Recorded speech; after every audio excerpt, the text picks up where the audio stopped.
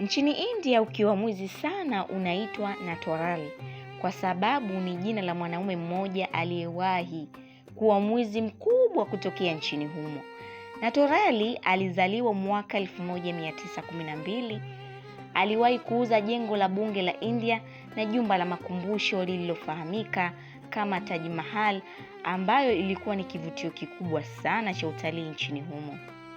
Mwanaume huyu ambaye jina lake kamili ni Mithilesh Kumar Sylvester anadaiwa alikuwa na uwezo mkubwa wa kuhoshi nyaraka na saini ambazo ndio alikuwa akizitumia katika kufanya utapeli wake.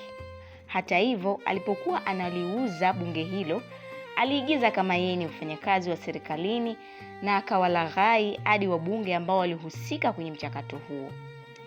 Inaelezwa kuwa mwanaume huyo pesa alizokuwa anazipata alikuwa akitumia kwenda kutoa misaada kwenye kijiji alichozaliwa kilichofahamika Bangra. Inadaiwa kuwa aliwahi kukamatwa zaidi ya mara 9 na akawahi kuhukumiwa kifungo cha miaka 113 jela, lakini mara zote alitoroka.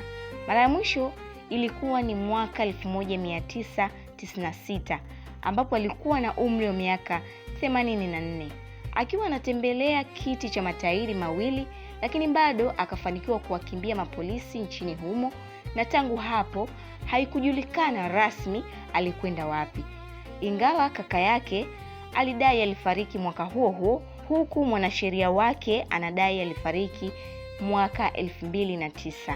Aisha Chaz, Tifu TV.